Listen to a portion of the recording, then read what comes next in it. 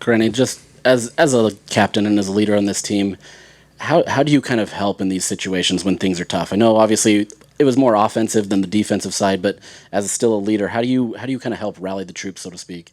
Yeah, we just got to find ways to become closer. It's so easy to lose and go in your own corner and soak, but we got to find ways to build those relationships and become closer as not just teammates but as friends. Because when adversity hits, it's all about, okay, how much do I love the man next to me, and next year that's going to be my focus. It's maybe hard in this moment to kind of think back to the beginning of the game, just given the disappointment. But you guys were taking it to him. You start off that first drive with 2 sacks. You're holding them in check for most of the first half. What was working for you guys defensively? And I'm at that point, and honestly, for most of the game. I think a lot of credit goes to the D line, D ends, D tackles, just putting pressure on that quarterback, and yeah, that's what I would say. Just started with the D line, and success stems from them. Corinne, I know this season's been one full of ups and downs, but even with all of that, do you feel the love and appreciation that this program gets, not only in the community, but in other communities? Anybody who takes on the Utes just comes and goes with a ton of respect for you guys. Yeah, I mean, we had 2 back-to-back Rose Bowls, and now we're in a much, so to speak, lesser bowl, and I could hear that crowd the entire game. It was crazy. So we have such loyal fans, and you don't get that many places. I mean, if I could have looked at our roster at the beginning of the season and then predict our record, I wouldn't think we would have won 8 games. So it says a lot about the grit of the culture that came from the coaches, goes down to the leaders and to the rest of the team. So it doesn't matter if we're down 20 players, the culture is the culture here. Thank you. Not a good showing by us today. Congratulations to Northwestern. They played well. Had our offense completely stymied. I think we had 12 possessions, 7 times we punt, 3 times we turn it over.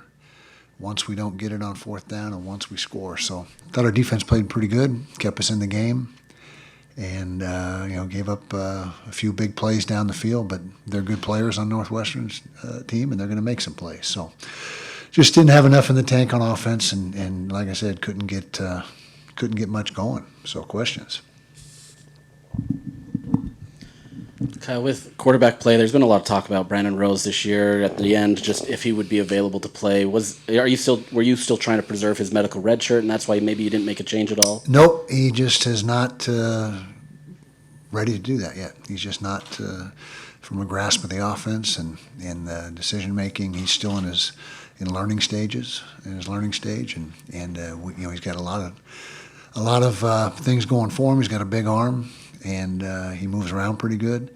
So it's not indicative of where he could be at some point in time, but he's just not ready to be thrust in there right now. Was there any consideration to go with Luke when he did come in for those few minutes and served well? Well, he talked about it, but when Bryson was ready to come back, we just decided that Bryson gave us our best chance to win.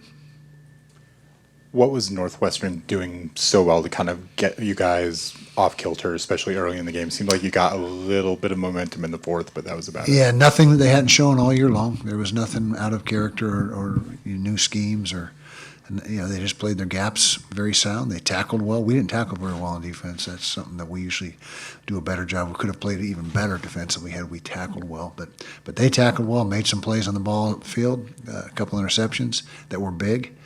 And then they stripped us the one time. So they were opportunistic. They took the ball away. And like I said, they were assignment sound and very well prepared.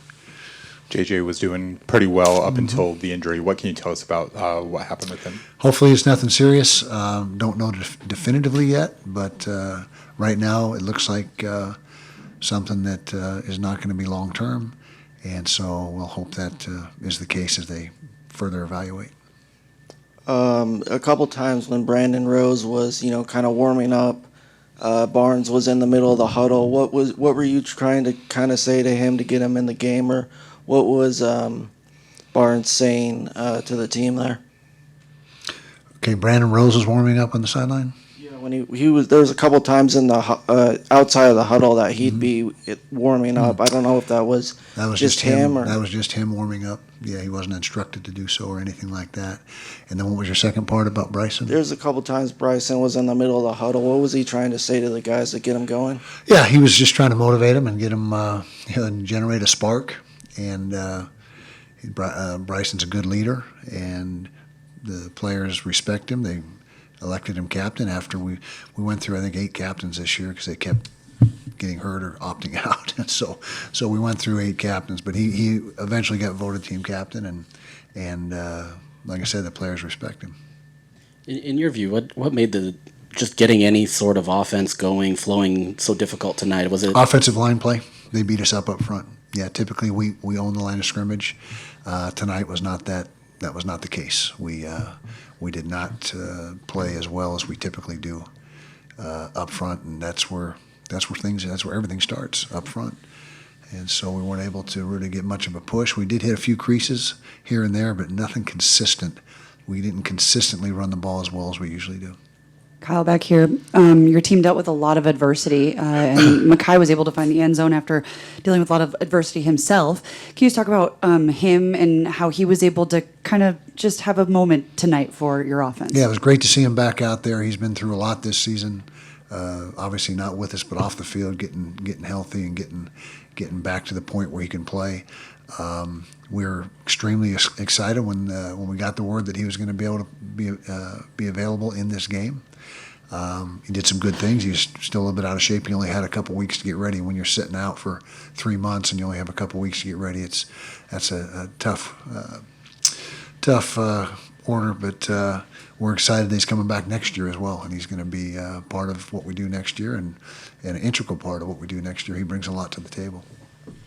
I know it's still fresh on your mind of everything, but how do you grade out this season, knowing that it was just such a up and down season? Yeah, good question. First of all, I told the guys in the locker room they got a lot to be proud of. They found a way to win 8 games this year in a very competitive Pac-12 conference with 2 other Power 5 schools on our schedule with Florida and Baylor. And so, in a way, remarkable how well they did during the course of the regular season. It's not what any of us had in mind as we were going through the offseason last year and preparing. We thought a three-peat was very realistic, but didn't turn out to be. But given the adversity they faced, I thought they handled that very well. And like I said, just to get here with an 8-4 record was very commendable. Now today is very forgettable. I mean, we got to bury this one and move on because this was not part of a no positive came out of this game tonight. At least I can't see it right now. We've got to watch the film, and I'm sure we had some good performances, but we'll have to watch the film, and we got to coach better, obviously. And again, this is not the players' fault at all. So we as coaches got to have them better prepared and give them a better chance to win. I know you always say that no one's going to feel sorry for you when you're missing guys and that everyone's going through that, but at the same time, just given the new kind of landscape of college football, how tough is it to go through a season like that and then get to a bowl game and not have 2 offensive linemen who've been with you all season, not have your 2 most productive wide receivers who've been with you all season? Is it just difficult to then have a result like this given that kind of bigger picture going on? Say the last sentence again. Is it a what? Is it tough to have a result like this given that kind of bigger picture going on? Well, it's tough to have a result like this regardless. We'll never use injuries as an excuse. People that talk about injuries and referees drive me nuts. I mean, they're not, you just play the hand you're dealt, and the guys that are the next man up that take the place of the guys that are injured got to step up and make plays, and would have been nice to have those guys. Sure, I mean they're starters for a reason because they're really good players, but if they're not available, they're not available, and that's nothing that every team in the country isn't going through to one extent or another. Did you guys use any of the in-helmet communication Yep.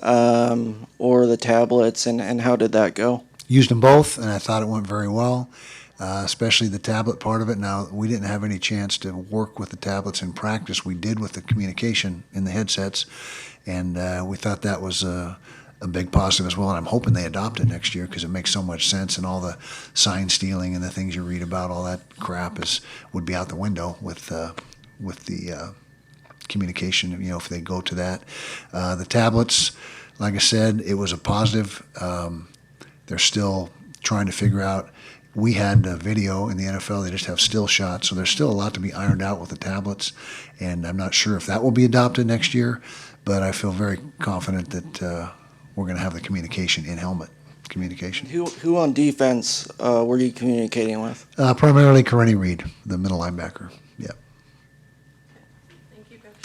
Thanks, guys. Appreciate you covering us all season. Been a tumultuous ride.